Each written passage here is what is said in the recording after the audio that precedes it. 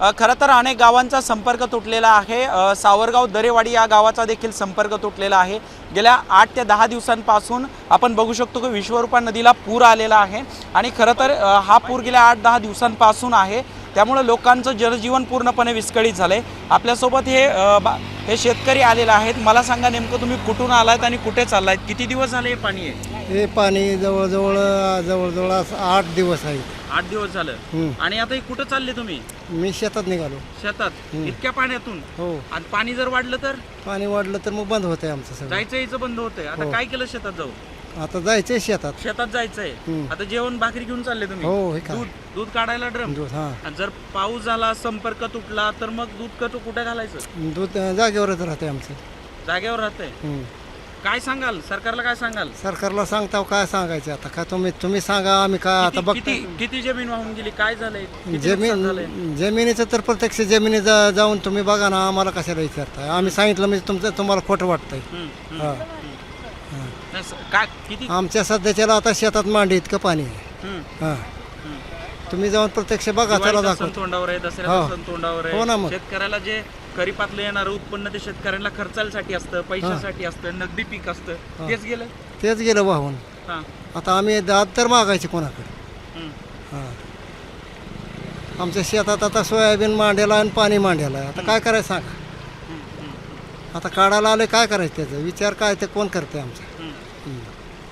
आता हे दररोज तुम्हाला सकाळी येऊन जाऊन करावं लागतंय? हो। काय मागणी कराल सरकारकडे? मागणी काय, त्याने सरकारने प्रत्यक्ष आमचा पूल उचलून द्यावा पहिलं। काय सांगाल? हे असं जाऊन यावं लागतंय यांना? हे आता गुडघ्यापर्यंत पाणी येतंय, पुलाचा पाण्याचा प्रवाह जास्त। पूल नवीन मोठा कमानीचा पूल करून द्यावा।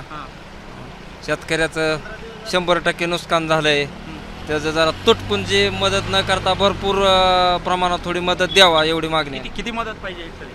काय हेक्टरी समजा एक सोयाबीन एकरी 10 क्विंटल होतं, त्या हिशोबात ते द्यावा मदत। व तुटपुंजी 1000-2000 बंद आहे। शाळा कुठल्या गावाला जाता येतं? शाळेला इथं शाळा आहे लालबहादूर, ते 15 दिवस झालं बंद आहे। लेकरं गावातच आहे ते 15 दिवस झालं। हां, जाताच येत नाही कसलंच।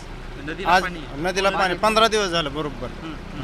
आणि आता याची काय मागणी कराल? पुलाची पूल उंची वाढवायला मोठा पूल व्हावा आमची मागणी। किती नुकसान झालंय शेतीचं? भरपूर झालंय।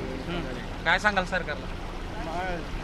मदतीची मागणी। राजीव आलते इथं, बघितलं, ते पाहणी करतात, शेतकऱ्यांसोबत संवाद बघतेत, आता बघितल्यानंतर बोलतील। आम्ही बी त्यांना मागणी करू, भरपूर तुटपुंजी मदत करा नका, जरा थोडी भरीव मदत करा। शाळेचं पुलाचं 15 दिवस झाला शाळा बंद आहे। आज लेकरं म्हणजे इकडे येतच येत नाही लेकराला, ह्याची उंची तरी वाढून घ्यायला पाहिजे ह्याची।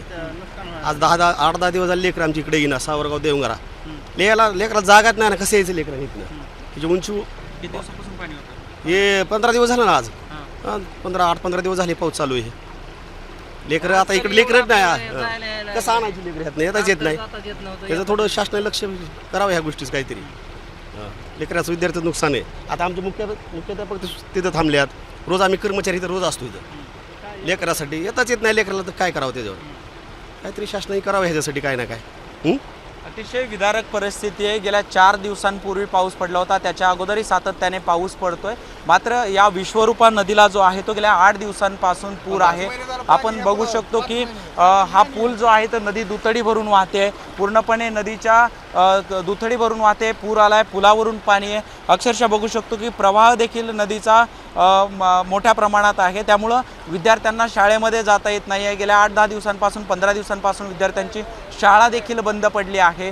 जनजीवन पूर्णपणे विस्कळीत झाले। नदीच्या पलीकडे राहणाऱ्या लोकांना अलीकडे येता येत नाही आहे। सावरगाव देवंगरा या दोन्ही गावांचा अजूनही संपर्क तुटलेला आहे। व्हिडिओ जर्नलिस्ट सिद्धांतसह उदय साबळे पाटील, भूम, धाराशिव।